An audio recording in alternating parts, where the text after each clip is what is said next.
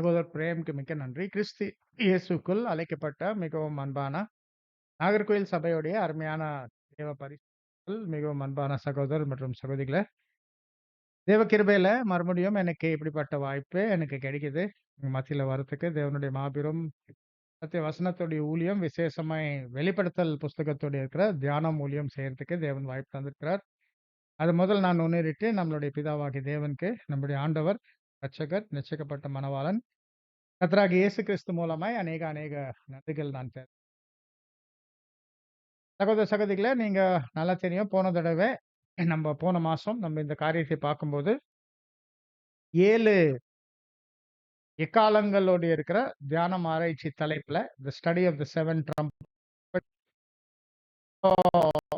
எங்க இருக்கிறோம் கேட்டாக்கா, நம்ம அந்த 10ஆம் அதிகாரத்தோடைய கடைசி இருக்கிற வசனத்துல இருக்கிறோம்.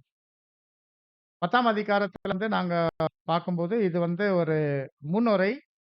ஆ 7வது இருக்கிற எக்கால எக்காலத்துக்கு முன்னாடி இந்த இருக்கிற ரொம்ப ஆச்சரியமான விஷயங்கள் பார்த்தோம். விசேஷமாய் கர்த்தருடைய 2ஆம் வருகையில அவர் எப்படி கொண்டு வரார் அறுவடை செய்தி, தேவ எக்காலம், 7வது எக்காலம் பரலோகத்திலிருந்து, அப்புறமா எப்படி அவர் ஒரு மாம்சத்தின் கருவி தேர்ந்தெடுத்து அவருக்கு அதை வெளிப்படுத்துறார். அந்த காரியங்களெல்லாம் வந்து நாங்க பார்த்தோம். பின்பு எப்படி அந்த இருக்கிற அறுவடை செய்தி மூலமாய் வெளிப்படுது பெரிய பெரிய வெளிச்சம், தேவனோடு இருக்கிற தீர்ப்பு பத்தி, ஆ சபையுடைய நிறைவு பத்தி, அதெல்லாம் விஷயங்கள வந்து நாங்க பார்த்தோம். காலம் இனி செல்லாது. ஆ Recording in தேவ progress. ரகசியம் நிறைவுக்கு போவோம். அதுக்கு பின்பு நாங்க பார்த்தோம் எப்படி இதே அறுவடை செய்தி பயன்படுத்திட்டு இருந்துச்சு, யோவானுக்கு தேர்ந்தெடுக்கிறதுக்கு. இங்க யோவான் குறிக்குது நாங்க பார்க்கிறோம். லவோதோக்கியா சபை. இப்ப நம்ம வந்துருக்கிறோம் கடைசி, அதாவது 11வது வசனம். அறுவடை வேலைக்கு பின்பு கடைசியில என்ன வேலை பண்ணுவோம்? எதுக்கு கடைசியில அறுவடை செய்தி பயன்படுத்துவோம்?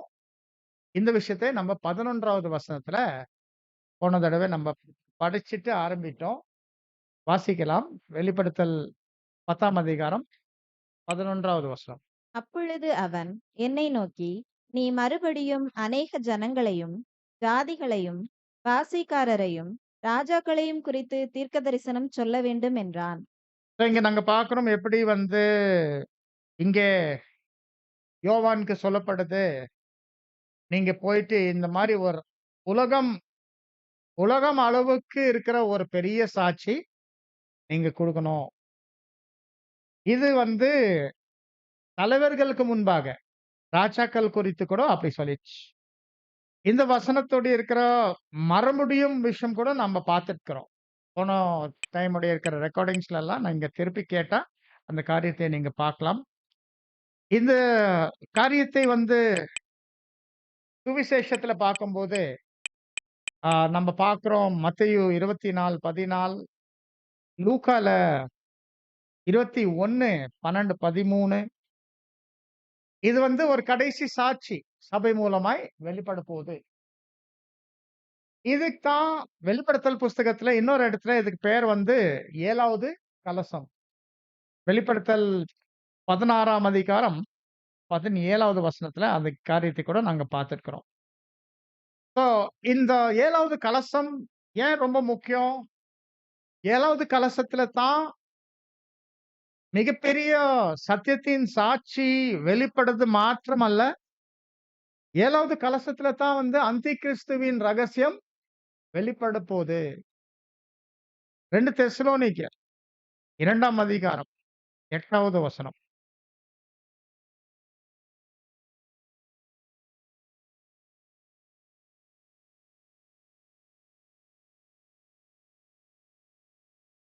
நீக்கப்படும்போது அந்த அக்கிரமக்காரன் வெளிப்படுவான். அவனை கர்த்தர் தம்முடைய வாயின் சுவாசத்தினாலே அழித்து தம்முடைய வருகையின் பிரசன்னத்தினாலே நாசம் பண்ணுவார். இங்க நம்ம பார்க்கிறோம் ரொம்ப முக்கியமான வார்த்தை வந்து தமிழ்ல வருது இங்க. இது பொதுவா இங்கிலீஷ்ல மற்ற பாஷையில அந்த வார்த்தை காணப்படுறதில்ல. ரொம்ப அருமையான வார்த்தை. நீக்கப்படும்போது, நீக்கப்படும்போது. இந்த அக்கிரமக்காரன் குறிக்குது அக்கிரமத்தின் ரகசியம். அந்த அமைப்பு, அந்த அந்தி கிறிஸ்து பற்றியான ரகசியம், வெளிப்பாடு இந்த கடைசி இருக்கிற செய்தியில இது வெளிப்படும். இப்போ இந்த விஷயத்த தான் வந்து நாங்க பார்க்கிறோம் இங்க வெளிப்படுத்தல் 10, 11 பேசுறது தான் நாங்க பார்க்கிறோம். மறுபடியும் வாசிக்கலாம். வெளிப்படுத்தல் 10, 11. அப்பொழுது அவன் என்னை நோக்கி, நீ மறுபடியும் அநேக ஜனங்களையும் ஜாதிகளையும் பாஷைக்காரரையும் ராஜாக்களையும் குறித்து தீர்க்கதரிசனம் சொல்ல வேண்டும் என்றான். பாத்தீங்களா? இது ஒரு வசனம் வந்து குறிக்குது ஒரு விஷயம். ஏதோ நம்ம மத்தேயுல பார்க்கிறோம், லூக்கால பார்க்கிறோம், நம்ம வெளிப்படுத்தல்ல பார்க்கிறோம் 7வது கலசம். நம்ம இங்க தெசலோனிக்கர்ல கூட நாங்க பார்க்கிறோம். ஆனா இது எப்படி சம்பவிக்க போகுது? நீங்க ஞாபகம் இருக்க போன தடவை உங்க மத்தியில நம்ம வச்சோம் இன்னொரு வெளிப்படுத்தல் பகுதி எங்கே இந்த விஷயத்தை ரொம்ப விவரமா சொல்லப்பட்டிருக்குது. வெளிப்படுத்தல் 14ஆம் அதிகாரம் வசனங்கள் 14லிருந்து 20. பின்பு நான் பார்த்தபோது, இதோ வெண்மையான மேகத்தையும், அந்த மேகத்தின் மேல் மனுஷகுமாரனுக்கு ஒப்பானவராய் தமது சிரசின் மேல் பொற்கிரீடத்தையும், தமது கையிலே கருக்குள்ள அரிவாளையும் உடைய ஒருவர் உட்கார்ந்திருக்கிறதையும் கண்டேன். அப்பொழுது வேறொரு தூதன் தேவாலயத்திலிருந்து புறப்பட்டு மேகத்தின் மேல் உட்கார்ந்திருக்கிறவரை நோக்கி, பூமியின் பயிர் முதிர்ந்தது, அறுக்கிறதற்கு காலம் வந்தது, ஆகையால் உம்முடைய அரிவாளை நீட்டி அறுத்துவிடும் என்று மிகுந்த சத்தமிட்டுச் சொன்னான். அப்பொழுது மேகத்தின் மேல் உட்கார்ந்தவர் தமது அரிவாளை பூமியின் மேல் நீட்டினார். பூமியின் விளைவு அறுப்புண்டது. பின்பு வேறொரு தூதன் கருக்குள்ள அரிவாளை பிடித்துக்கொண்டு பரலோகத்திலுள்ள தேவாலயத்திலிருந்து புறப்பட்டு வந்தான். அக்கினியின் மேல் அதிகாரமுள்ள வேறொரு தூதனும் பலிபீடத்திலிருந்து புறப்பட்டு வந்து கருக்குள்ள அரிவாளை பிடித்திருக்கிறவனை நோக்கி, பூமியின் திராட்சை பழங்கள் பழுத்திருக்கிறது, கருக்குள்ள உமது அரிவாளை நீட்டி அதன் குலைகளை அறுத்துவிடும் என்று மிகுந்த சத்தத்தோடே சொன்னான். அப்பொழுது அந்த தூதன் தன் அரிவாளை பூமியின் மேலே நீட்டி பூமியின் திராட்சை பழங்களை அறுத்து தேவனுடைய கோபாக்கினை என்னும் பெரிய ஆலையிலே போட்டான். நகரத்திற்கு புறம்பேயுள்ள அந்த ஆலையிலே அது மிதிக்கப்பட்டது. அந்த ஆலையிலிருந்து 1100 சாதி தூரத்திற்கு 1600 சாதி தூரத்திற்கு ரத்தம் புறப்பட்டு குதிரைகளின் கடிவாளங்கள் மட்டும் பெருகி வந்தது. Thank you sister. இங்கே போன தடவை நம்ம இது விஷயத்தை வந்து ஆரம்பித்தோம்.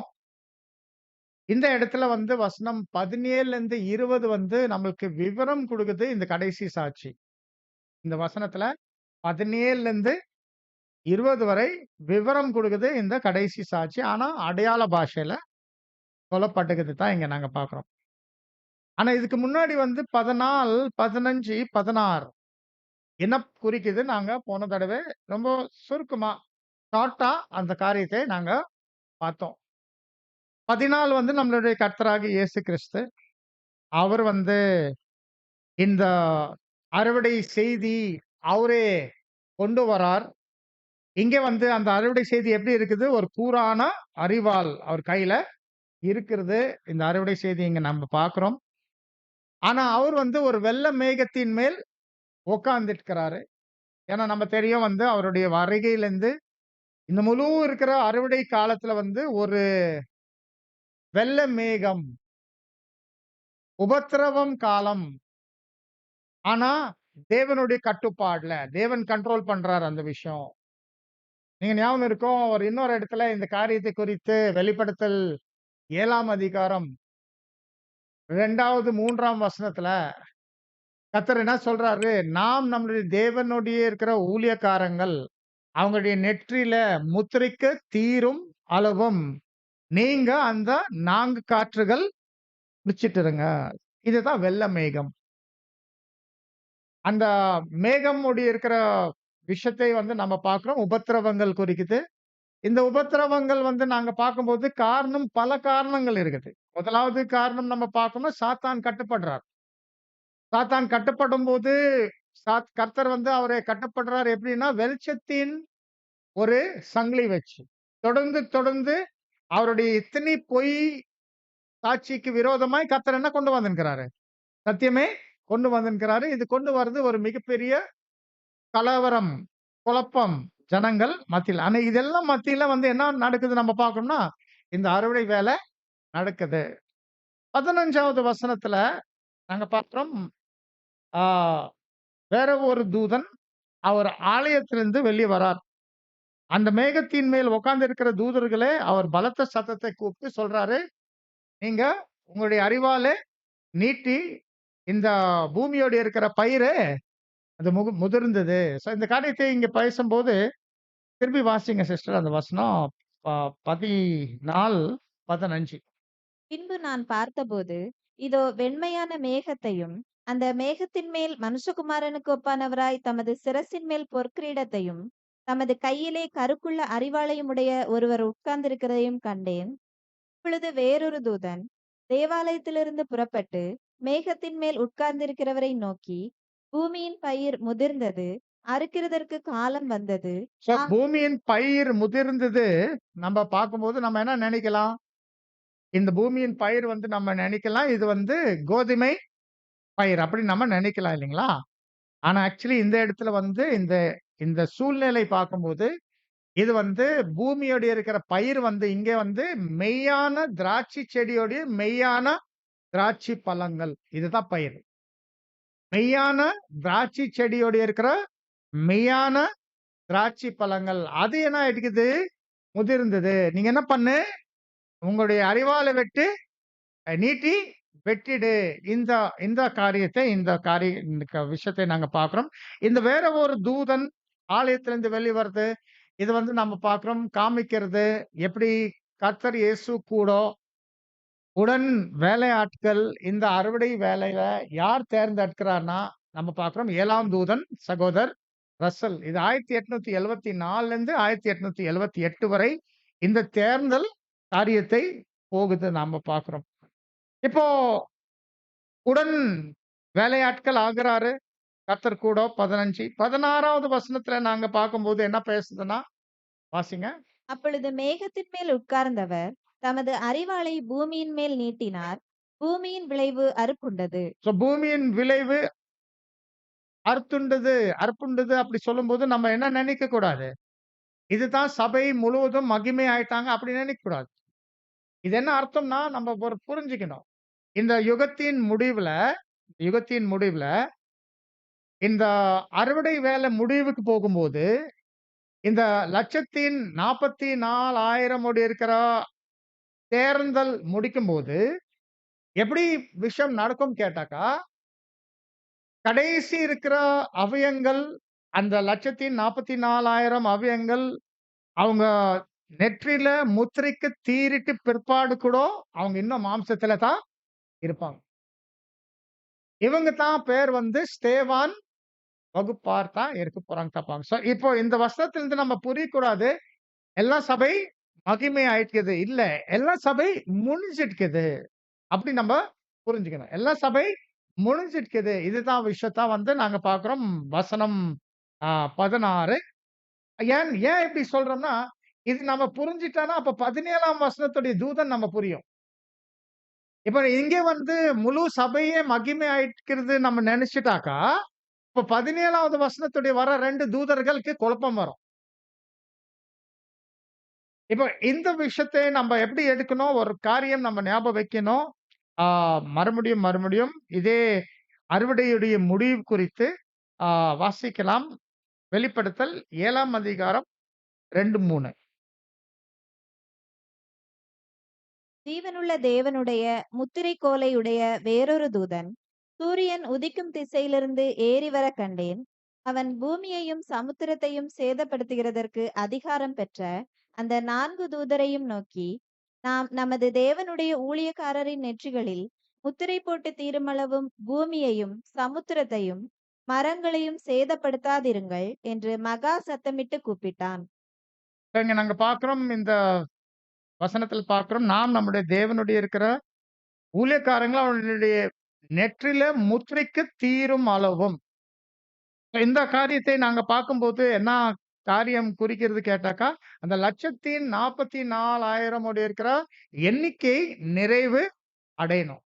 ஆனா அந்த நிறைவு அடையும்போது, அந்த கடைசி 1,44,000 நபரு இன்னும் மாம்சத்துல இருப்பாங்க பூமியில. காரணம், தேவன் அவங்கள தான் பயன்படுத்த போறாங்க. கடைசியில வந்து 7வது இருக்கிற கலசமே ஊத்துறதுக்கு. அவங்க தான் ஆகப்போறாங்க. நாங்க பார்க்கிறோம். இந்த ஸ்தேவான் வகுப்பார். அதனால தான் பாருங்க இந்த வசனம் என்ன நாங்க பார்த்தோம். இப்போ வெளிப்படுத்தல் 10, 11 நீ மறுபடியும் ஏன் மறுபடியும்? இந்த மாரி ஒரு பெரிய சாட்சி சபைக்கு எப்ப நடந்துச்சு முதல்ல? ஸ்தேவான் குத்தாரு யுகத்தின் ஆரம்பத்துல. ஸ்தேவான் எப்படி யுகத்தின் ஆரம்பத்துல குத்தார் அந்த சாட்சி, அது மறுபடியும் யுகத்தின் முடிவுல இப்ப ஒரு ஸ்தேவான் வகுப்பார் குடுக்க போறாங்க. எப்படி ஸ்தேவானுக்கு நடந்துச்சு, அதே மாரி இந்த வகுப்பாருக்கு, ஸ்தேவான் வகுப்பாருக்கு கடைசியில நடக்கும். இந்த காரியத்தை இங்க நாங்க பார்க்கிறோம்.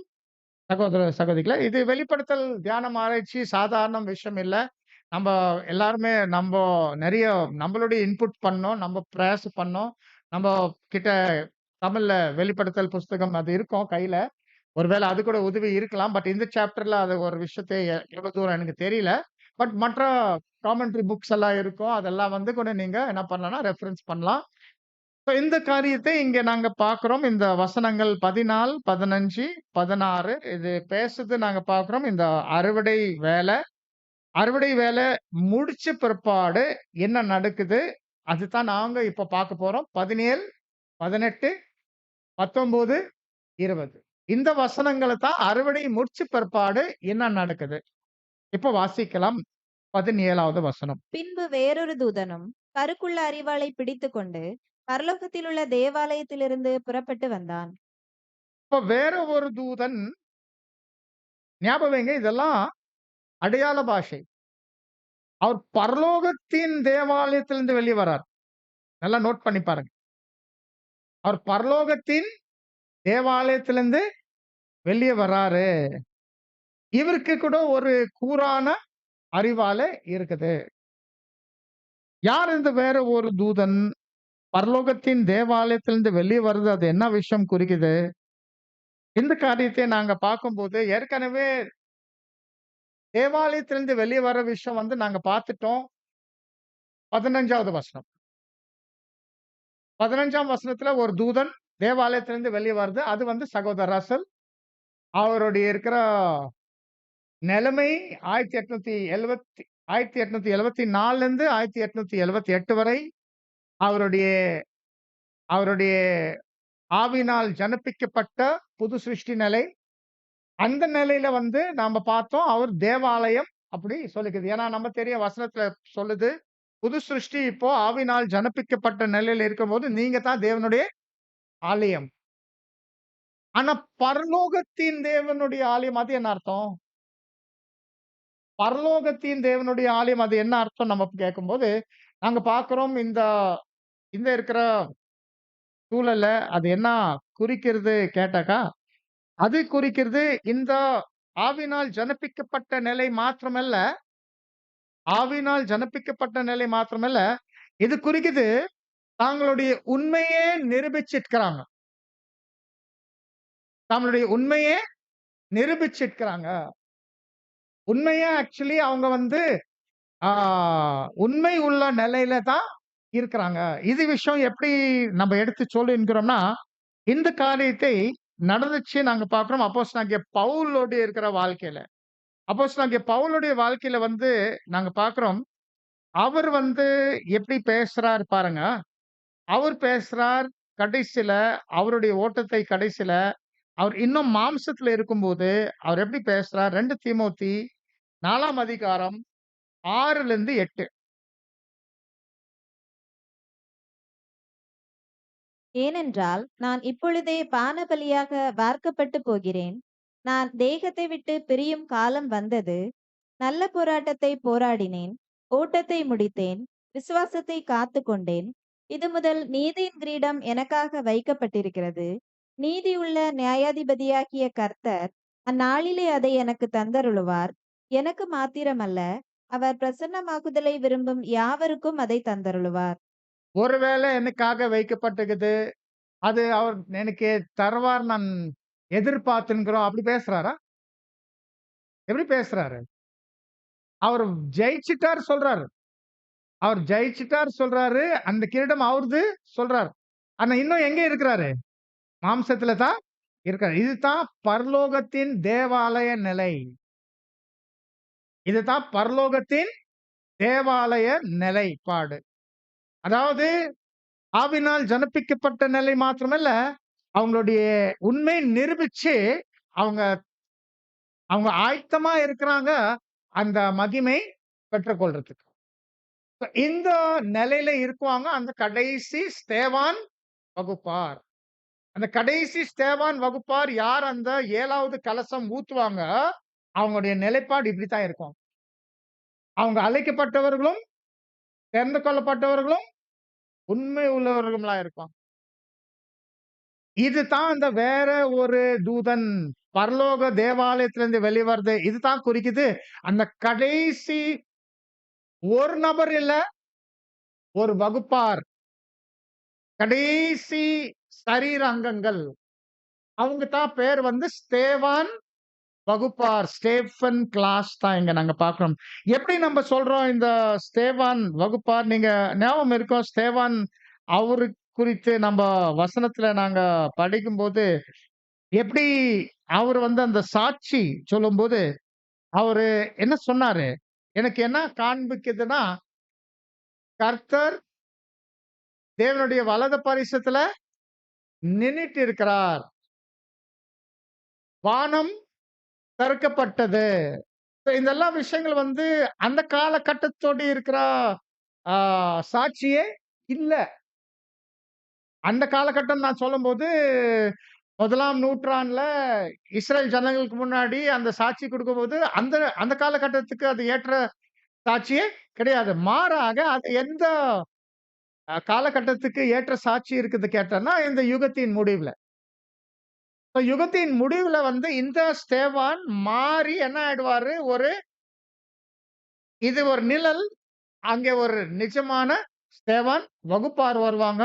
அவங்க சுற்றி காமிப்பாங்க. என்ன சுற்றி காமிப்பாங்க? வானங்கள் திறக்கப்பட்டது. அதாவது 3ஆம் உலகம், தேவனுடைய ராஜ்யம் ஆரம்பிக்குது. கர்த்தர் இயேசு வந்து அவரு நின்னிட்கிறார். நின்னிட்கிறது குறிக்குது அவருடைய ஆளுகை துவக்கியிருக்கிறார் தான். அவங்க வந்து அந்த சாட்சி தருவாங்க தான் பார்க்கிறோம். இவங்க பத்தி தான் நாம பார்க்கிறோம். ஸ்தேவான் வகுப்பார் அப்போஸ்தலர் 7ஆம் அதிகாரம் 54லிருந்து 60 வரை. இவைகளை அவர்கள் கேட்டபொழுது மூர்க்கமடைந்து அவனை பார்த்து பல்லை கடித்தார்கள்.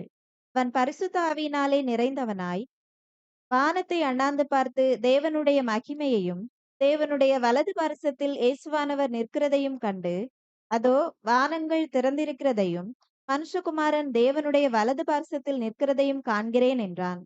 அப்பொழுது அவர்கள் உரத்த சத்தமாய் கூக்குரலிட்டு தங்கள் காதுகளை அடைத்துக்கொண்டு ஒருமனப்பட்டு அவன் மேல் பாய்ந்து அவனை நகரத்துக்கு புறம்பே தள்ளி அவனை கல்லெறிந்தார்கள்.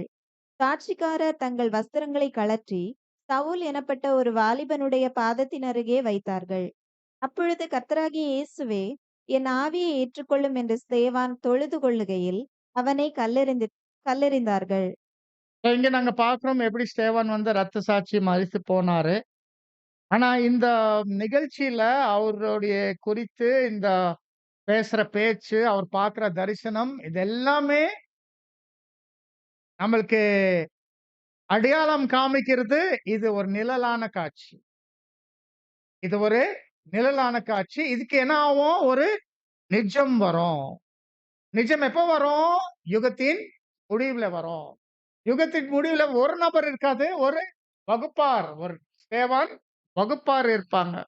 இதே ஸ்தேவான் வகுப்பார் குறித்து, இதே அந்த கடைசி இருக்கிற சபை அவயங்கள், அவங்க அழைக்கப்பட்டவர்களும், தெரிந்து கொள்ளப்பட்டவர்களும், உண்மை உள்ளவர்களும் நிலையில இருப்பாங்க. எங்க நாங்க பார்க்கிறோம்னா, நீங்க ஞாபகம் இருக்கும், தானியேல் புஸ்தகத்துல 5ஆம் அதிகாரத்துல, அங்கே பெல்ஷாசார் ராஜா வந்து ஒரு பெரிய விருந்து போடுறாரு. அவருடைய 1000 விருந்தாளிகளுக்கு போடுறாரு. அந்த சமயத்துல வந்து அவங்க வெறிகொண்டு அப்புறமா சொல்றாங்க, "போய் ஆலயத்துல இருக்கிற பாத்திரங்கள கொண்டு வா." அந்த ஆலயத்துல இருந்து இருக்கிற பாத்திரங்கள கொண்டு வந்து, அதிலே திராட்சை ரசம் ஊத்தி குடிக்கும்போது, தேவனுடைய தீர்ப்பு வெளிப்படுது. "மேனே, மேனே தெக்கேல் உபார்சன்." அந்த சந்தர்ப்பத்துல கூட ரொம்ப பயந்துட்டார் பெல்ஷாசார் ராஜா. அப்ப அந்த நேரத்துல அவங்களுக்கு ஆலோசனை யாரோ குடுக்குறாங்க. இந்த அர்த்தம் சொல்றதுக்கு ஒரு ஒரு ரொம்ப உங்களுடைய தாத்தா காலத்துல இருந்துச்சு ஒரு தீர்க்கதரிசி. அவரு இருக்கிறாரு. ரொம்ப வயசான காலத்துல இருக்கிறாரு. அவரு என்ன நீங்கள கூப்பிடு. அப்போ ஒரு ரொம்ப வயசான தானியேல் வந்து வரார்த்தா பார்க்கணும். இதுதான் மறுபடியும் இதே காட்சி, இதே விஷயம், இதே காரியத்தை நாங்க பார்த்துன்னுக்கிறோம். அவர் வந்து என்ன பண்றாருன்னா, அவர் வந்து அந்த அர்த்தத்தை சொல்றாரு. மெனே மெனே தெக்கேல் உபார்சனுடைய விஷயத்தை சொல்றாரு. இது வந்து தானியேல்ல நீங்க எழுதலாம், வாசிக்க வேண்டாம். 5ஆம் அதிகாரம் 13லிருந்து 28 இந்த காரியத்தை நீங்க வாசிக்கலாம். ஸோ இந்த 17வது வசனத்துல நம்ம வெளிப்படுத்தல் 14ஆம் அதிகாரம் 17வது வசனத்துல நாங்க பார்க்கிறோம். வேற ஒரு தூதன் பரலோக தேவாலயத்திலிருந்து வெளிய வந்து, அவரு வந்து இப்ப அவருடைய கையில ஒரு கூரான அரிவாள். என்ன அந்த கூரான அரிவாள்னா, இதே அறுவடை செய்தி. ஆனா இந்த அறுவடை செய்தி இப்ப எதுக்காக? ஒரு சாட்சியாக பிரசங்கிக்கணும். சாட்சியாக பிரசங்கிக்கணும். இப்போ இந்த வகுப்பார் யார் இது வேலை செய்வாங்க? இன்னொரு இடத்துல இன்னொரு இடத்துல இதே வகுப்பார், ஸ்தேவான் வகுப்பார் எப்படி அவங்க அவங்க வந்து ஒரு தாக்கம் வாங்குவாங்க, பேர் கிறிஸ்து மண்டலத்திலிருந்து. இத நம்ம பார்க்கலாம். வாசிக்கலாம். வெளிப்படுத்தல் 17ஆம் அதிகாரம் 14வது வசனம். வெளிப்படுத்தல் 17, 14. நம்ப அவைகள் நம்ப நெறைய இடத்துல போயிட்டு காமிச்சிருக்கிறோம். தல சூடாகக்கூடாது. கொஞ்சம் அது விஷயத்தை கொஞ்சம் ஹேண்டில் பண்ணுங்க. ஏன்னா உங்களுக்கு உறுதிப்படணும். இந்த கான்செப்ட் எல்லா பக்கம் காணப்படுது. வாசிங்க. அவைகள் அற்புதங்களை செய்கிற பிசாசிகளின் ஆவிகள். அவைகள் பூலோகமெங்குமுள்ள ராஜாக்களை இவர்கள் ஆட்டுக்குட்டியானவருடனே யுத்தம் பண்ணுவார்கள். ஆட்டுக்குட்டியானவர் கர்த்தாதி கர்த்தரும் ராஜாதி ராஜாவுமாய் இருக்கிறபடியால் அவர்களை ஜெயிப்பார். அவரோடே கூட இருக்கிறவர்கள் அழைக்கப்பட்டவர்களும் தெரிந்து கொள்ளப்பட்டவர்களும் உண்மை உள்ளவர்களுமாய் இருக்கிறார்கள் என்றான். இப்ப இத நல்லா நோட் பண்ணு. இந்த விஷயம் பேசுறது இன்னும் கொஞ்சம் நாள்ல வந்து நடக்க போகுது சம்பவம். ஒரு கிரியை செய்யக்கூடாத ராத்திரி வரப்போகுது நம்ம மேல. அந்த கிரியை செய்யக்கூடாத ராத்திரி வந்து அந்தகார சக்திகளுடைய இருக்கிற நேரம். அந்தகாரோடைய சக்திகள் இங்க சொல்லும்போது, இந்த முழு இருக்கிற பேர் கிறிஸ்து அமைப்புகளோட இருக்கிற இணைக்கப்பட்ட மிருகத்தின் சொரூபம், அதிகாரம் வெளிப்பட போகுது. அந்த அதிகாரம் வெளிப்படும்போது நம்ம என்ன பார்க்கணும்னா, இங்க இந்த தாக்கத்துல யார் வந்து நிக்குவாங்கன்னா, அந்த புத்தியுள்ள கன்னிகை. அந்த ஏலியா வகுப்பார். அந்த ஏலியா வகுப்பார் இங்க எப்படி சொல்லிக்கிறாங்கன்னா, அவங்க அழைக்கப்பட்டவர்களும், அவங்க தெரிந்து கொள்ளப்பட்டவர்களும், அவங்க உண்மை உள்ளவர். நல்லா பாருங்க. உலக மனுஷன் தாக்குறாங்க இவங்களுக்கு. அப்ப உலக மனுஷன் வந்து ஒரு மனுஷனுக்கு தான் தாக்க முடியல. ஒரு மகிமையில இருக்கிற சபைக்கு தாக்க முடியுமா? அப்ப இந்த உலக மனுஷன் இந்த இருக்கிற பேர் கிருஷ்ண மண்டலம் யாருக்கு தாக்கி நிக்கிறாங்கன்னா, பரிசுத்தவான்கள் யார் எந்த நிலையில இருக்கிறாங்க? அழைக்கப்பட்டவர்களும், தெரிந்து கொள்ளப்பட்டவர்களும், உண்மையுள்ளவங்க. இதுதான் பரலோக தேவாலய வகுப்பார். இதுதான் அந்த ஸ்தேவான் வகுப்பார். அந்த வகுப்பார்கிட்ட தாக்கும்போது யார் ஜெயிக்கிறாங்க? கர்த்தர் தான் ஜெயிக்கிறாங்க தான் இங்க நாங்க பார்க்கிறோம். சோ இந்த காரியத்தை அன்புக்குரிய சகோதர சகோதரிகளே நல்லா பாருங்க. இந்த விஷயத்தை நம்ம பார்க்கும்போது, நம்ம வசனங்களை தியானிக்கும்போது, ஒரு இடத்துல மட்டும் இல்ல, அநேக இடத்துல இங்க சொல்லப்பட்டிருக்குது. இந்த இந்த விஷயத்தை நம்ம பார்க்கும்போது, நம்ம என்ன பார்க்கிறோம்னா, இந்த எதிர்ப்பு ஏதோ வரப்போது, ஆ மெய்யான சபை, கடைசி மெய்யான சபை எதிர்ப்பு வரப்போது, இந்த வெளிப்படுத்தல் 17ஆம் அதிகாரத்துல இங்கே வெறும் போப் அமைப்பு மற்றும் யூரோப்போடு இருக்கிற யூரோப்பியன் யூனியன் பார்வை தான் காமிச்சுக்குது. ஆனா வேற இடத்துல போப் அமைப்பு மற்றும் புராட்டஸ்டன்ட் சபைகளுடைய சேர்ந்து இருக்கிற அமைப்பு காமிச்சுக்குது. அது எங்கே நாங்க பார்க்கிறோம்னா, அது வெளிப்படுத்தல் 19ஆம் அதிகாரம் 19வது வசனம். பின்பு மிருகமும் பூமியின் ராஜாக்களும் அவர்களுடைய சேனைகளும் குதிரையின் மேல் ஏறி இருக்கிறவரோடும் அவருடைய சேனையோடும் யுத்தம் பண்ணும்படிக்கு கூடி வர கண்டேன். So, இங்க பாருங்க, மறுபடியும் அதே விஷயத்தை நாங்க பார்க்கிறோம். அதே இருக்கிற தாக்கம் நாங்க பார்க்கிறோம். இந்த இடத்துல எப்படி அந்த தாக்கம் காமிச்சுக்குது நாங்க பார்க்கிறோம்னா, வார்த்தைகள் கொஞ்சம் நோட் பண்ணி பாருங்க. 19:19ல இங்க பூமிக்குரிய இருக்கிற அமைப்பு, அந்த பேர் கிறிஸ்து அமைப்பு, அப்புறமா அந்த இருக்கிற நாங்க பார்க்கிறோம் ஆ, ஆ, இணைக்கப்பட்ட இணைக்கப்பட்ட இருக்கிற போப் பேர் கிறிஸ்து மண்டலத்தோட இணைக்கப்பட்ட நிலை. இப்போ அவங்க யார்கிட்ட வந்து அவங்க தாக்குறதுக்கு வராங்கன்னு பார்க்கிறோம்னா, கர்த்தராகிய இயேசு கிறிஸ்து மற்றும் அவருடைய இருக்கிற சேனை. இப்போ இந்த இந்த 19ஆம் அதிகாரத்துல சபையோடைய இருக்கிற 2 திரைக்கு 2 பக்கம் இருக்கிற நிலை எங்கே காமிச்சுக்குது நாங்க பார்க்கணும்னா, இதே விஷயத்தை நாங்க பார்க்கிறோம். இதே 19ஆம் அதிகாரத்துல நீங்க வாசிக்கலாம் 14வது வசனம். பரலோகத்திலுள்ள சேனைகள் வெண்மையும் சுத்தமுமான மெல்லிய வஸ்திரம் தரித்தவர்களாய் வெள்ளை குதிரைகளின் மேல் ஏறி அவருக்கு பின் சென்றார்கள். பாத்தீங்களா? சேனைகள், சேனைகள். ஏன் சேனைகள்? ஏன்னா 1878ல இருந்து முதலாம் உயிர்த்தெழுதல் ஆரம்பித்த பிற்பாடு பரிசுத்தவான்கள் திரைக்கு அந்த பக்கம், திரைக்கு இந்த பக்கம். பரிசுத்தவான்கள் மகிமையில, பரிசுத்தவான்கள் படுக்கையில. இதுதான் அந்த 2 சேனைகளோட இருக்கிற பார்வை இங்க காமிச்சுக்கிறது பார்க்கிறோம். ஆனால் கடைசியில கடைசியில அந்த தாக்கம் வந்து இந்த பேர் கிறிஸ்து மண்டலத்துல வரும்போது யார் தான் பார்க்குவாங்க? மாம்சத்துல இருக்கிற பரிசுத்தவான்கள் தான் அவங்க பார்ப்பாங்க. So, இந்த காரியத்தை இங்க நாங்க பார்க்கிறோம் சகோதர சகோதரிகளே. ஞாபகம் வைங்க, உங்களுடைய கேள்விகள், கருத்துக்கள் எல்லாம் நம்ம எதிர்பார்த்துக்கிறோம். ஸோ இந்த காரியத்தை நம்ம புரிஞ்சுக்கிறதுக்கு. ஸோ இப்போ திருப்பி வாசிக்கலாம் சிஸ்டர். வெளிப்படுத்தல் 14, 17. பின்பு வேறொரு தூதனும் கருக்குள்ள அரிவாளை பிடித்துக்கொண்டு பரலோகத்திலுள்ள தேவாலயத்திலிருந்து புறப்பட்டு வந்தான். ஸோ இது என்ன அர்த்தம்னா, வெளிப்படுத்தல் 10, 11 நீ மறுபடியும் போய் சாட்சி சொல்லணும். So, அந்த சமயம் வந்துச்சு. அந்த சமயம் வரும்போது ஆயத்தமா இருக்கிறாங்க தான் இங்க நாங்க பார்க்கிறோம். ஓகே, இப்போ 18வது வசனம் என்ன? வாசிக்கலாம் 14, 18.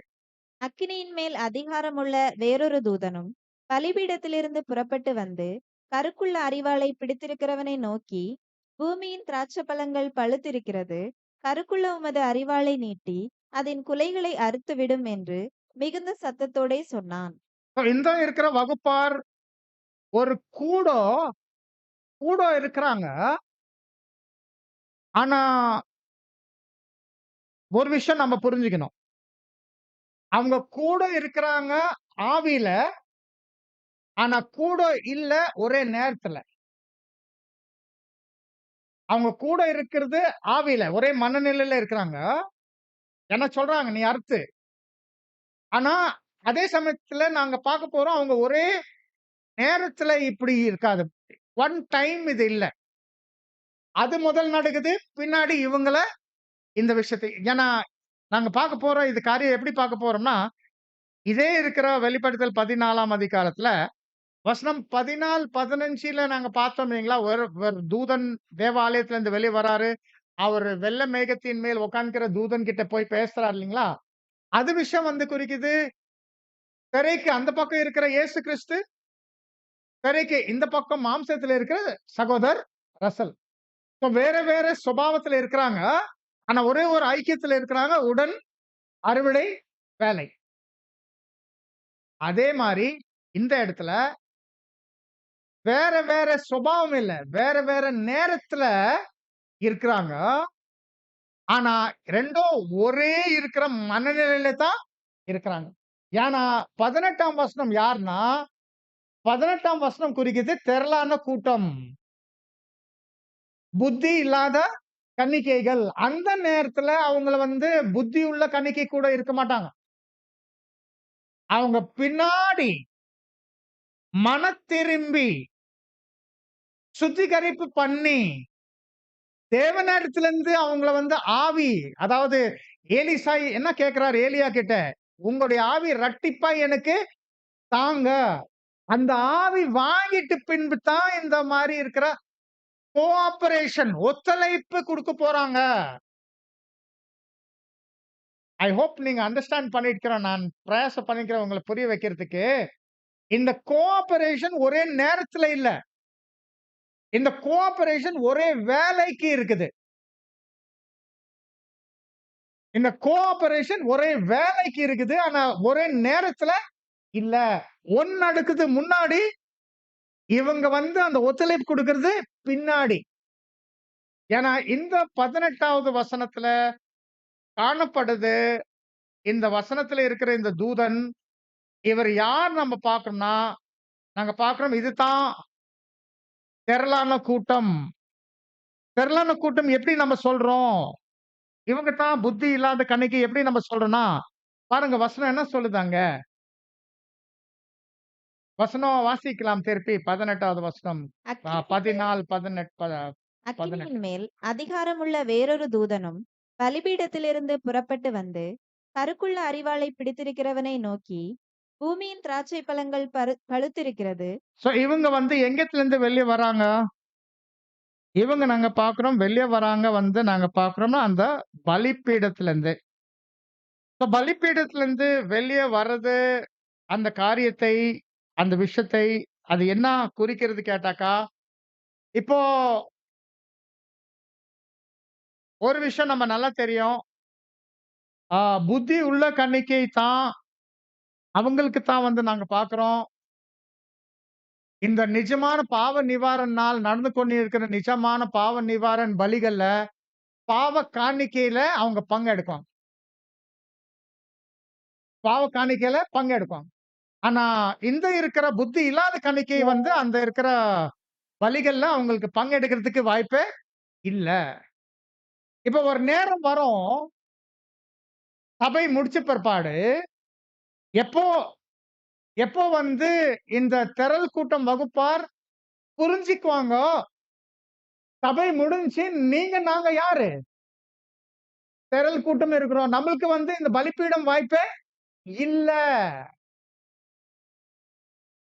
அந்த நேரத்துல புரிஞ்சுக்குவாங்க, நம்மளுக்கு பலிபீடம் வாய்ப்பே இல்ல. எனக்கு அந்த நிஜமான பாவ நிவாரண நாள் முடிஞ்சுச்சு. நிஜமான பாவ நிவாரண நாளுடைய பலிகள முடிஞ்சுச்சு. கண்ணுக்கு முன்னாடி நாங்க பார்த்தோம். சபையோட இருக்கிற நிறைவு. ஆனா, வசனத்துல நம்ப என்ன பார்க்கிறோம்னா, தேவன் அவங்களுக்கு ஒரு ரட்சிப்பு குடுக்கிறார். எப்படி? அக்னியில தப்பிக்கிற போல. இவங்களுக்கு அந்த ரட்சிப்பு எங்கிருந்து கிடைக்கும்? அக்னியிலிருந்து அவங்களுடைய ரட்சிப்பே கிடைக்கும். வசனத்துல வாசிக்கலாம். முதல் கொரிந்தியர் 3ஆம் அதிகாரம் 15வது வசனம்.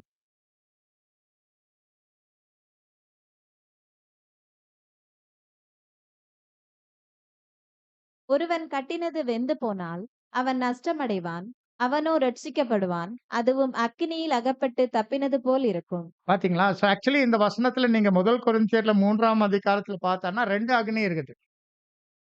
2 அக்னி இருக்குது. ஃபர்ஸ்ட் அக்னியில நம்ம என்ன கட்டியிருக்குதோ அது வெளிப்படணும். பொன்னு, வெள்ளி, வெளியேறப்பட்ட கற்கள் அக்னியில நிக்கும். இல்லாட்டி புல், வைக்கோல், மரம் அக்னியில இது முதல் அக்னி. இது வந்து சபை வாய்ப்புக்காக இருக்கிற அக்னி. ஆனா நெக்ஸ்ட் அக்னி என்னன்னா, இந்த திரள் கூட்டத்தை ரட்சிக்கிறதுக்காக இருக்கிற அக்னி. சோ இது அக்னியில தப்பிக்கிற போல. சோ இவங்கள் அவங்களுடைய ரட்சிப்பு எப்படி வருதுன்னா, நாங்க பார்க்கிறோம் இந்த அக்னியில தப்பிக்கிற வழியாய் அவங்களுக்கு கிடைக்கத்தான் நாம பார்க்கிறோம். சோ இந்த திரள் கூட்டம் வகுப்பார், அதாவது புத்தி இல்லாத கன்னிகை கடைசியில வந்து அவங்க வந்து இங்க இருக்கிறாங்க. ஞாபகம் வைக்கலாம். இவங்கள பத்தி எரேமியா 8:20 கூட சொல்லப்பட்டிருக்குது. எரேமியா 8:20.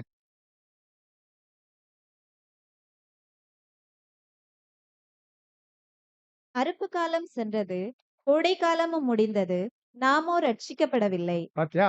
நாமோ அந்த ரட்சிக்கப்படவே இல்ல. எந்த ரட்சிக்கப்படல? இவ்வளோ பெரியதான ரட்சிப்பே நம்ப ரட்சிக்கப்படவே இல்ல. இப்போ சகோதர, சகோதரிகளே, இந்த சூழல்ல தான் நாங்க பார்க்கிறோம் 18வது வசனம் பேசுது. என்ன? ஒரு கோஆப்பரேஷன், ஒரு ஒத்துழைப்பு. 17ஆம் வசனத்தின் தூதன் கடைசி சபையார், 18ஆம் வசனத்துடைய தூதன் கடைசி திரள் கூட்டம். இப்ப கடைசி திரள் கூட்டம், கடைசி சபையார்கிட்ட என்ன இருக்குது? கடைசி ஒரு ஒத்துழைப்பு. எங்க இந்த ஒத்துழைப்பு? நீங்க நல்லா தெரியும். வசனத்துல நாம பார்க்கும்போது, வெளிப்படுத்தல் 19ஆம் அதிகாரம் வசனம் 1லிருந்து 7. பாத்தியா சாட்சி எப்படி குடுக்குறாங்க திரள் கூட்டம். இவைகளுக்கு பின்பு பரலோகத்தில் திரளான ஜனக்கூட்டம் இடுகிற ஆரவாரத்தை கேட்டேன். அவர்கள் அல்லேலூயா, இரட்சணியமும் மகிமையும் கனமும் வல்லமையும் நம்முடைய தேவனாகிய கர்த்தருக்கே உரியது. அவருடைய நியாய தீர்ப்புகள் சத்தியமும் நீதியுமானவைகள். தன் வேசித்தனத்தினால் பூமியை கெடுத்த மகா வேசிக்கு அவர் நியாய தீர்ப்பு கொடுத்து, தம்முடைய ஊழியக்காரரின் இரத்தத்திற்காக அவளிடத்தில் பழிவாங்கினாரே என்றார்கள். மறுபடியும் அவர்கள் அல்லேலூயா என்று சொல்லி ஆர்ப்பரித்தார்கள். அவரு அவளுடைய புகை என்றென்றைக்கும் எழும்புகிறது என்றார்கள். 24 மூப்பர்களும் 4 ஜீவன்களும் வணக்கமாய் விழுந்து, ஆமேன் அல்லேலூயா என்று சொல்லி சிங்காசனத்தின் மேல் வீற்றிருக்கும் தேவனை தொழுது கொண்டார்கள். மேலும் நமது தேவனுடைய ஊழியக்காரரே, அவருக்கு பயப்படுகிற சிறியோரும் பெரியோருமானவர்களே, நீங்கள் யாவரும் அவரை துதியுங்கள் என்று ஒரு சத்தம் சிங்காசனத்திலிருந்து பிறந்தது. அப்பொழுது திரளான ஜனங்களிடம் ஆரவாரம் போலவும், பெருவெள்ள இரைச்சலைப் போலவும், பலத்த இடிமுழக்கம் போலவும் ஒரு பெரும் வெள்ளை இரைச்சல் குறிக்குது எல்லா பாஷையில. வெறும் இங்கிலீஷ் இல்ல, தமிழ், ஆ யூரோப்ல இருக்கிற ருமேனியன், மற்ற பாஷைகள், இதெல்லாம் அநேக பாஷையில தான் பெரிய அ வெள்ளம், இரைச்சல் இங்க விஷயத்த இங்க பார்க்கிறோம். கன்டின்யூ பண்ணுங்க சிஸ்டர். அல்லேலூயா. அ சர்வ வல்லமையுள்ள தேவனாகிய கர்த்தர் ராஜ்யபாரம் பண்ணுகிறார். நாம் சந்தோஷப்பட்டு களி கூர்ந்து அவருக்கு துதி செலுத்த கடவோம். ஆட்டுக்குட்டியானவருடைய கல்யாணம் வந்தது. அவருடைய மனைவி தன்னை ஆயத்தம் பண்ணினாள் என்று சொல்ல கேட்டேன். இந்த மாரி ஒரு சாட்சி தருவாங்க. சபை முடிவு காலம் வந்துட்டு நேரம் வந்துக்குது. அவங்க மனைவி வந்து அவங்க கூட போயாச்சு. இந்த காரியத்த வந்து இங்க சாட்சி தருவாங்க தான் இங்க பார்க்கிறோம். ஸோ இந்த இந்த சூழ்நிலை குறித்து தான் இங்க நாங்க பார்க்கிறோம். இங்க வெளிப்படுத்தல் 14, 18ல சொல்லப்பட்டது தான் இங்க நாங்க பார்க்கிறோம். வெளிப்படுத்தல் 14, 18 வந்து இந்த காரியத்தை பேசுது. எப்படி ஆ இந்த இந்த கடைசி சாட்சி 7ஆம் கலசம் ஆ சபை மூலமாய் வெளிப்பட்ட பின்பு, ஆ இந்த இந்த ஒரு வகுப்பார், இந்த ஒரு வேற ஒரு தூதன், யாரு பலிபீடத்திலிருந்து வெளிய வர்றது, இந்த தூதன் வந்து என்ன பண்ணோம்னா, இந்த தூதன் வந்து ஒரு ஒத்துழைப்பு தருவான். சப்போர்ட்டிங் விட்னஸே தருவாங்க. நீங்க ஞாபகம் இருக்கும். ஏலியா, எலிசா விஷயத்துல, ஏலியா எடுத்துக்கொள்ளப்பட்ட பின்பு 2 ராஜாக்கள்ல 2ஆம் அதிகாரத்துல 12வது வசனத்துக்கு பின்பு நீங்க வாசிங்க பாருங்க. எலிசா அவரை பார்த்து என்ன பண்றாங்க? அவரு முதலாவது வந்து அவருடைய வஸ்திரத்தை கிழிச்சு, அப்ப ஒரு சாட்சி சொல்றாரு. என் தகப்பனே, என் தகப்பனே, இஸ்ரவேலோட இருக்கிற ரதங்கள். அதாவது நீங்க தான் சொன்னீங்க. நீங்க தான் இந்த விஷயத்த நம்மள சுற்றி காமிச்சீங்க. நாம நம்பல. நாம நம்பல அன்னைக்கு. ஆனா நீங்க தான் இந்த விஷயத்த சாட்சி குடுத்தீங்க. அதோ அது நடந்துன்னுக்குது நம்ம மத்தியில. அப்புறமா ஏலியாவோட இருக்கிற சால்வை எடுத்து போயிட்டு அது யோர்தானுக்கு அடிக்கிறார். இதுதான் கடைசி சாட்சி. ஒரு ஒத்துழைப்பான சாட்சி குடுக்கிறது. இந்த திரள் கூட்டம் வகுப்பார் அந்த 7வது கலசத்தோட இருக்கிற சாட்சிக்காக தான் இங்க நாங்க பார்க்கிறோம். சரி 18வது வசனத்தை வந்து இந்த விஷயத்தை சொல்லிட்டு நாங்க அடுத்த காரியத்தை பார்க்கலாம் இப்போ. ஆ 19வது வசனம். அப்பொழுது அந்த தூதன் தன் அரிவாளை பூமியின் மேலே நீட்டி, பூமியின் திராட்சைப்பழங்களை அறுத்து தேவனுடைய கோபாக்கினை என்னும் பெரிய ஆலையிலே போட்டான். இதுதான் 7வது கலசம். இதுதான் 7வது கலசம். 7வது கலசத்தோட இருக்கிற சாட்சி. அந்த சாட்சி வந்து வெளிப்படும்போது யார் பாதிக்கப்படுது? பூமியின் திராட்சை கொலைகள். பூமியின் திராட்சை கொலைகள் என்ன குறிக்குது? பூமியின் திராட்சை கொலைகள் குறிக்குது நாங்க பார்க்கிறோம். இந்த அக்கிரமத்தின் ரகசியம். இந்த பேர் கிறிஸ்து மண்டலம். இந்த இயேசு சொன்னால நான் மெய்யான திராட்சை செடி. ஏன்னா ஒரு பொய்யான திராட்சை செடி கூட இருக்குது. இதுதான் அந்த பொய்யான திராட்சை செடியோட இருக்கிற திராட்சை கொலைகள். அந்த நேரத்துல அது வெளிப்படும். எல்லாருக்கும் அது வெளிப்படும் தான் இங்க நாங்க பார்க்கிறோம். இதுதான் அந்த நீக்கப்படும் போது அந்த அக்கிரமக்காரன் வெளிப்படுவான் தான் இங்க பார்க்கிறோம். 19வது வசனம் வந்து பேசுது நாங்க பார்க்கிறோம். அந்த 7வது கலசத்தின் சமயத்துல வெளிப்பட போகிறது அந்த கடைசி சாட்சி. அது வந்து என்ன எப்படி ஆகும் கேட்டாக்கா பாருங்க, அது தேவனுடைய கோப ஆக்கினையுடைய ஆலயத்துல எடுத்து அங்க போட்டு அங்க மிதிக்கிறது. அந்த மிதிக்கும்போது என்ன ஆகுதுன்னா, ரத்தம். ஆக்சுவலி அது திராட்சை பழனுடைய இருக்கிற ரசம். ஆனா ரத்தம் ஆனா உயிர் குறிக்குது. எந்த உயிர் குறிக்குது நாம பார்க்கிறோம்னா, இந்த அமைப்புகளோட இருக்கிற உயிர். இது எப்படி வெளிப்படுது கேட்டாக்கா, 20வது வசனம் வாசிக்கலாம். நகரத்திற்கு புறம்பேயுள்ள அந்த ஆலையிலே அது மிதிக்கப்பட்டது. அந்த ஆலையிலிருந்து 1600 ஸ்தாதி தூரத்திற்கு ரத்தம் புறப்பட்டு குதிரைகளின் கடிவாளங்கள் மட்டும் பெருகி வந்தது. இங்க வந்து நெறைய அடையாள பாஷை இங்க இருக்கிறது நாங்க பார்க்கிறோம். இது என்ன விஷயம் ஃபர்ஸ்ட் ஆஃப் ஆல் என்ன குறிக்குது? நகரத்தின் புறம்பே இது நடக்குது. நகரத்தின் புறம்பே இது நடக்குது நாங்க பார்க்கும்போது, இது என்ன நகரம்? நகரம் இங்க வந்து குறிக்குது. அந்த இருக்கிற பேர் கிறிஸ்து மண்டலத்துடைய ஐக்கியமான இருக்கிற நகரம். அந்த நகரம் வந்து ஏதோ நாங்க பார்க்கிறோம். அந்த 7வது கலசம் சமயத்துல 3ஆக பிரிக்கப்படுது. அந்த 3ஆக பிரிக்கப்படுற நேரத்துல நகரத்தின் வெளிய இப்படி சொல்லும்போது இந்த காரியத்தை காமிக்குது. இது வந்து ஒரு சீக்ரெட் டெஸ்டிமனி இல்ல. இது நகரத்துக்குள்ள இருந்தனா, இந்த சாட்சி வந்து வெறும் ஒரு சிலர், ஒரு கிறிஸ்தவர்கள் மாத்திரம் தான் அவங்க தான் வந்து இது பார்ப்பாங்க, கேட்பாங்க. இது நகரத்துக்கு உள்ள இல்ல. இது நகரத்துக்கு வெளிய, புறம்பை. அப்ப இது என்ன அர்த்தம்னா, இது ஒரு பப்ளிக் டெஸ்டிமனி. இந்த காரியத்த வந்து இன்னைக்கு இருக்கிற நமக்கு தெரியும். நம்ம என்ன மாரி இருக்கிற டிஜிட்டல் காலகட்டத்துல இருக்கிறோம். மீடியா காலகட்டத்துல இருக்கிறோம். இது விஷயம் வந்து பேசுது. இந்த கடைசில இந்த நியாய தீர்ப்பு, இந்த 7ஆம் கலசத்தின் வழியாய் சாட்சி, இந்த சாட்சியில வந்து இந்த சத்தியத்தின் வெளிப்பாடு நீக்கப்படும்போது அந்த அக்கிரமக்காரன் வெளிப்படுவான். இதெல்லாம் வந்து பப்ளிக்கா நடக்க போகுது. பப்ளிக்கா சொல்லும்போது நம்ம நல்லா தெரியும். இது விஷயத்த வந்து விசேஷமாய் நடக்க போகுது. டிவி சேனல்ஸ் வழியாய். இன்னைக்கு எல்லாமே வந்து அந்த பப்ளிக் சொன்னனா, எங்கே வந்து அந்த டிவி சேனல்ஸ் வழியா அந்த விஷயத்தை வெளிப்படுத்தா லைவ் பிரேக்கிங் நியூஸ் தான் இங்க குறிக்கிறது நாங்க பார்க்கிறோம். அது இது இதே காரியத்தை நாங்க 7வது கலசம் பார்க்கும்போது, ஆகாயத்துல ஊத்தும்போது அதுதான் விஷயத்தை நாங்க பார்த்தோம். அது டெலிவிஷன் சேனல்ஸ். அது வந்து அயனோஸ்பியர் வந்து அங்க நாங்க பார்த்தோம். இந்த காரியத்தை இது நடக்கும்போது, இது ஒரு பொதுவான பப்ளிக் ஜட்ஜ்மென்ட் இருக்கும்போது, இந்த பப்ளிக் ஜட்ஜ்மென்ட் வந்து இங்க மட்டும் இல்ல. இத நகரத்தின் புறம்பை ஒரே ஒரு வசனம் எழுதிட்டு இருந்தான்னா, நீங்க வேற ஒரு அர்த்தம் கூட குடுக்கலாம். நீங்க இல்ல பிரதர் அது அது அப்படி இல்ல பிரதர் அது இப்படி நீங்க சொல்லலாம். ஆனா தேவன் அப்படி விடல. இங்க மட்டும் இல்ல, இதே விஷயம் வேற இடத்துல கூட அவர் வச்சிருக்கிறாரு. இங்க கொஞ்சமும், அங்கே கொஞ்சமும். அந்த காரியத்தை இப்ப நம்ம போய் வாசிக்கலாம். நாகும் 3ஆம் அதிகாரம் வசனம் 5, 6.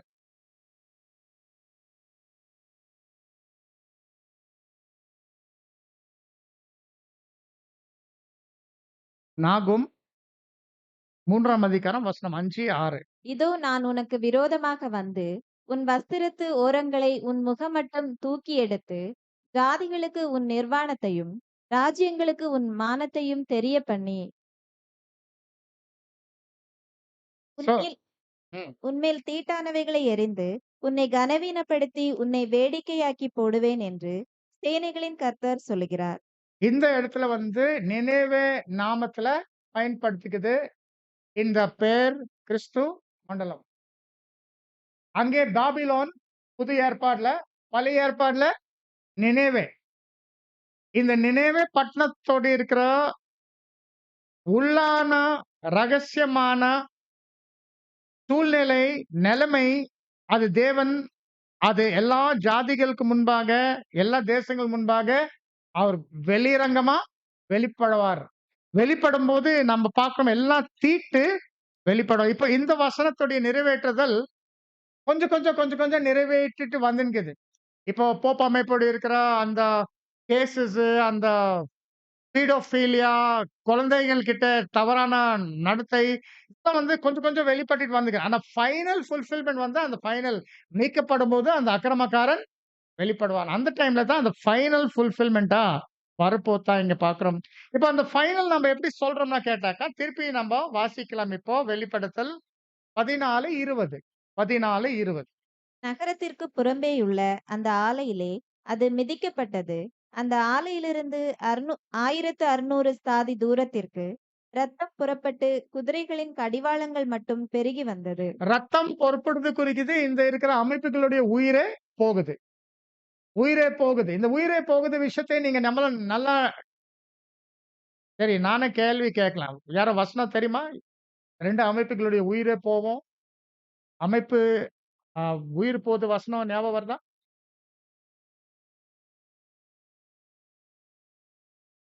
அக்னி கந்தகமான கடல்ல தள்ளப்படுவோம். இல்லீங்களா? எங்கே? வெளிப்படுத்தல் 19ஆம் அதிகாரம் 20வது வசனம். அப்பொழுது மிருகம் பிடிக்கப்பட்டது. மிருகத்தின் முன்பாக செய்த அற்புதங்களால் அதன் முத்திரையை தரித்தவர்களையும் அதன் சொரூபத்தை வணங்கினவர்களையும் மோசம் போக்கின கள்ள தீர்க்கதரிசியும் கூட பிடிக்கப்பட்டான். இருவரும் கந்தகம் எரிகிற அக்கினி கடலிலே உயிரோடே தள்ளப்பட்டார்கள். பாத்தீங்களா? அது முற்றிலும் அழிவு. அந்த விஷயத்த இங்க எப்படி சொல்லிக்குதுன்னா, ரத்தம் வெளிய பொறுப்படுது. எங்க வரைக்கும் அந்த ரத்தம் பொறுப்படுது? குதிரையோட இருக்கிற கடிவாளம் வரைக்கும். குதிரை வந்து உபதேசம். உபதேசம் தவறு, உபதேசம் பொய் மட்டும் இல்ல. இந்த உபதேசத்தோட இருக்கிற கண்ட்ரோல் பண்ற அமைப்பே பொய்யான அமைப்பு. கடிவாளம் குறிக்குது அமைப்பு. யாருன்னா குதிரை ஓட்ட தெரியுமா? குதிரை ஓட்டணும்னா முக்கியமா வந்து அந்த என்ன பண்ணும்? அந்த அந்த ரெயின்ஸ் லகாம் புடிக்கணும். அங்க தான் அந்த கடிவாளம் வந்து அந்த குதிரையுடைய வாயில போகுது. அங்கே எப்படி புடிக்குது, எப்படி ஊட்டுறது அப்பதான் அந்த குதிரை என்ன பண்ணலாம்? கண்ட்ரோல் பண்ணலாம். சோ அந்த கடிவாளம் வந்து குறிக்குது இந்த குதிரையுடைய கண்ட்ரோல். இந்த உபதேசத்துடைய கண்ட்ரோல் வந்து இந்த அமைப்பு. அந்த ரத்தம் வந்து குதிரையுடைய கடிவாளம் வரைக்கும் இருக்குதுன்னா, இது வெறும் உபதேசத்துடைய அழிவு மட்டும் இல்ல. இது அந்த அமைப்புகளுடைய இருக்கிற முற்றிலும் அழிவு. 1600 ஸ்தாதி அளவும். அது என்ன? 1600 ஸ்தாதி அளவும். அந்த ஸ்தாதி வந்து விஷயத்தை என்ன குறிக்குது நாங்க பார்க்கிறோம்னா, அந்த ஸ்தாதி வேர்ட் வந்து நம்ம குறிச்சா பார்த்தாக்கா, அது குறிக்குது ஒரு ரேஸ் ட்ராக். ஒரு ஸ்டேடியம்ல வந்து ஒரு ட்ராக் போடுவாங்கல்ல, ஓடுறதுக்கு ட்ராக்கு. அந்த ட்ராக் தான் இந்த ஸ்தாதி. அப்ப அந்த ஸ்தாதி அந்த ட்ராக் உடைய விஷயத்தை ஏன் அப்படி போட்டுக்குது? ஸ்ட்ராங்ஸ் கிரீக் நம்பர் 4712. அந்த வேர்ட் வந்து ரேஸ் கோர்ஸ். இப்போ இந்த கடைசி வெளிப்பாடு, இந்த அக்கிரமத்தின் ரகசியமுடைய கடைசி வெளிப்பாடுல மெய்யான சபை, 7ஆம் கலசம் ஊத்துற மெய்யான சபையார் என்ன பேச போறாங்க தெரியுமா? அவங்க பேச போறாங்க உண்மையான கிறிஸ்து பத்தி. அவங்க உண்மையான கிறிஸ்துவோடு இருக்கிற அழைப்பு பத்தி பேச போறாங்க. அவங்க பேச போறாங்க எப்படி இந்த சுவிசேஷ யுகத்துல கர்த்தராகிய இயேசு கிறிஸ்துடைய முதலாம் வருகைக்கு பின்பு அவர் ஒரு அழைப்பை கொடுத்தாரு. யார் யார் என்னை பின்பற்ற வர விரும்பினால் நீ தன்னைத்தான் வெறுத்து உன் சிலுவை தூக்கி என் பின்பற்றி வா. அதுதான் அவரு சொன்னாரு தான் நம்ம மத்தேயு 16:24. அது என்ன குறிக்குதுன்னா, அது குறிக்குது கர்த்தராகிய இயேசு கிறிஸ்துடைய சீஷத்துவத்துல என்ன வேணும்? விசுவாசம் வேணும். என்ன வேணும்? பலி ஜீவன் வேணும். என்ன வேணும்? தாழ்மை வேணும். இது மூலமாய் மரணம் வரைக்கும் ஒரு உண்மை காட்டணும். இதுதான் நாங்க அவங்க சொல்லுவாங்க, இதுதான் கிறிஸ்தவரோடு இருக்கிற வாழ்க்கை. அப்போஸ்தலனாகிய பவுல் இது ஒரு பந்தை ஓடுற பந்தை அவர் என்ன பண்ணாரு? கம்பேர் பண்ணிட்டாரு. முதல் கொரிந்தியர் 9ஆம் அதிகாரம் 24வது வசனம். அது சாட்சி போவோம். பந்தயசாலையில் ஓடுகிறவர்கள் எல்லோரும் ஓடுவார்கள். ஆகிலும் ஒருவனே பந்தயத்தை பெறுவான் என்று அறியீர்களா? சோ இந்த வசனங்கள் எல்லாம் சாட்சியில வரும்.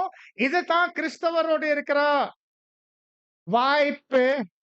இதுதான் இவ்வளோ பெரியதான ரட்சிப்பின் வாய்ப்பு.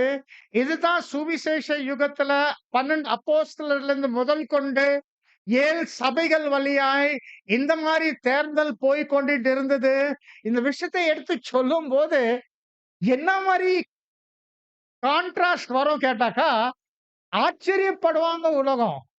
இப்போ உண்மையான கிறிஸ்து இந்த ஒரு சின்ன வகுப்பார் ஜனங்களா?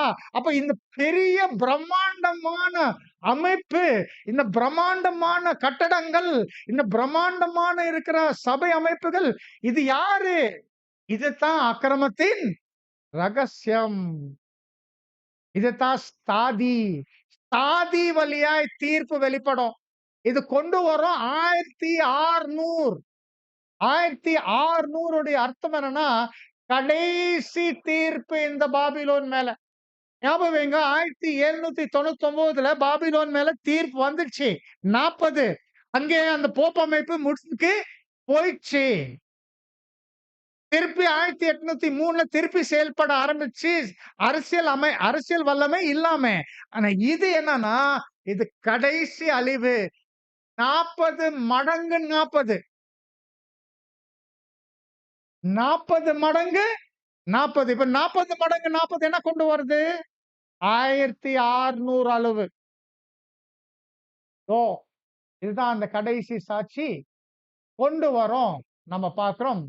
இந்த இருக்கிற அமைப்போடு இருக்கிற முற்றிலும் அழிவு நீக்கப்படும்போது அந்த அக்கிரமக்காரன் அதை வெளிப்படும் தான் நாங்க பார்க்கிறோம். வசனத்துல நம்ம வாசிக்கிறோம். சாரி, இந்த இந்த உண்மையான சபை பத்தி நம்ம வாசிக்கலாம். மன்னா ஜூலை 8ஆம் தேதி.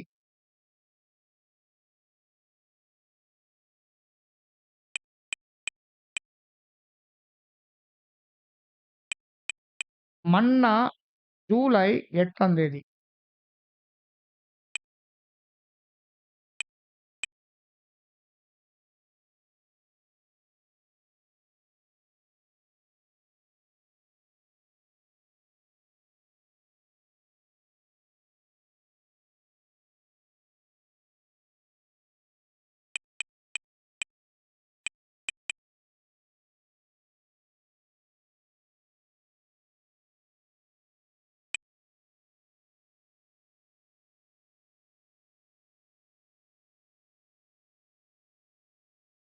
ஜூலை 8 அனுதின பரலோக மன்னா. அந்த வீடு ஜீவனுள்ள தேவனுடைய சபையாய் சத்தியத்திற்கு தூணும் ஆதாரமுமாய் இருக்கிறது. 1 தீமோத்தேயு 3:15. தேவனுடைய ஆலயம் ஒன்று மட்டுமே சபை என்றும் சரீரம் என்றும் அழைக்கப்பட தகுதி பெற்றது. இது உலகத்தின் பார்வையில் முக்கியமானதாகவும் ஆடம்பரம் உள்ளதாகவும் காணப்படாமல் மிக எளிமையாக இருப்பதனால் உலகத்தாரால் அங்கீகரிக்கப்படாமலும் அங்கீகரிக்கப்பட கூடாததுமாய் இருக்கிறது. இது மனிதனால் உண்டானதும் இல்லை, மனிதனால் ஆட்சி செய்யப்படுகிறதும் இல்லை. இதன் அங்கத்தினர் உலகத்தாரால் சேர்க்கப்படுகிறதும் இல்லை, பரலோகத்தின் மூலம் செயல்படுத்தப்படுகிறது. மேலும் அப்போஸ்தலன் கூறுவது போல பரலோகத்தில் பேரெழுதப்பட்ட சர்வ சங்கத்தார் ஆவர். இவர்களின் தலையும் கண்காணிப்பாளரும் கிறிஸ்துவே. இதற்குரிய கட்டளைகள் அவரின் வார்த்தைகளே. மேலும் இவர்களுக்கு ஒரே தேவனும் ஒரே விசுவாசமும் ஒரே ஞானஸ்நானமும் கட்டளையிடப்பட்டுள்ளது. அப்போஸ்தலர் தீர்க்கதரிசிகள் என்பவர்களின் பேரில் சபை கட்டப்பட்டு இயேசுவே இதற்கு மூலைக்கல்லாக இருக்கிறார். 7ஆம் தூதனோடு இருக்கிற எழுத்துக்கள் வழியா இது சாட்சி வெளிப்படும். ஜனங்களுக்கு முன்பாக இது பொதுவாக வெளிப்படும் போது மிகப்பெரிய ஒரு கோபம் கொண்டு வரும் ஜனங்களுக்குள்ள. ஜனங்கள் வந்து எவ்வளவு பெரிய கோவம் காமிப்பாங்க வசனத்துல வாசிக்கலாம். வெளிப்படுத்தல் 17ஆம் அதிகாரம் 16வது வசனம்.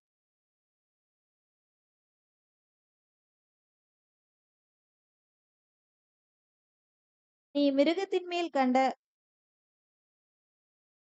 10 கொம்புகளானவர்கள் அந்த வேசியை பகைத்து அவளை பாழும் நிர்வாணமுமாக்கி அவளுடைய மாம்சத்தை பட்சித்து அவளை நெருப்பினால் சுட்டெரித்து போடுவார்கள்.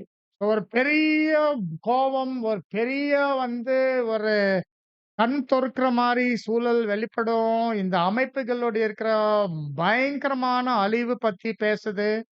அதே இருக்கிற அழிவு இன்னொரு பார்வையில வெளிப்படுத்தல் 19ஆம் அதிகாரம் 20ஆம் வசனத்துல பேசியிருக்குது. அப்பொழுது மிருகம் பிடிக்கப்பட்டது. மிருகத்தின் முன்பாக செய்த அற்புதங்களால் அதின் முத்திரையை தரித்தவர்களையும் அதின் சொரூபத்தை வணங்கினவர்களையும் மோசம் போக்கின கள்ள தீர்க்கதரிசியும் கூட பிடிக்கப்பட்டான். இருவரும் கந்தகம் எரிகிற அக்கினி கடலிலே உயிரோடே தள்ளப்பட்டார்கள். இதுதான் வந்து நாங்க பார்க்கிறோம் சகோதரர் மற்றும் சகோதரிகளே. கடைசியில இந்த மாரி ஒரு முற்றிலும் அழிவு வரப்போது இந்த அமைப்புகளுக்கு. இன்னும் கொஞ்சம் நெக்ஸ்ட் கிளாஸ்ல நம்ம அந்த விஷயத்தை நாங்க பார்க்கணும். சில காரியங்கள நாங்க பார்த்துட்டு நம்ம அப்படியே 7வது இருக்கிற ஆ எக்காலத்துக்குள்ள போகணும். ஆனா இன்னைக்கு நம்ம அநேக வசனங்கள், அநேக இடத்துல இருக்கிற இந்த இந்த நிகழ்ச்சி குறித்து நாங்க பார்த்தோம். நான் நம்புறேன் நீங்க ரெக்கார்டிங் வந்து மீண்டும், மீண்டும் கேட்டு உள் வாங்குவீங்க. ஏன்னா இந்த விஷயத்தை வந்து நீங்க அநேக தடவை கேட்டா தான் உங்களுக்கு புரிஞ்சுக்குவீங்க. நம்ம ஏன் இது சொல்றோம், ஏன் அது சொல்றோம், இதுக்கு அதுக்கு என்ன சம்பந்தம், அதுக்கு இதுக்கு என்ன சம்பந்தம், அந்த விஷயத்தை நீங்க பார்க்கலாம். அதுக்கு மேல வந்து உங்களுக்கு ஏதாவது கேள்விகள், சந்தேகம், கருத்து, மாற்று கருத்து இருந்தா கூட நீங்க தாராளமா நீங்க கொண்டு வரலாம். தேவன் தாமே உங்க அனைவரும் இந்த இருக்கிற தியானத்தின் வழியாய் உங்க அனைவரும் ஆசீர்வதிப்பாராக. மற்றும் நாகர்கோவில் சபை, சபையார் மற்றும் மூப்பர்கள் எனக்கு தந்த இந்த மாபெரும் வாய்ப்புக்கு தாழ்மையிலே நான் நன்றி தெரிவிக்கிறேன். ஆமென்.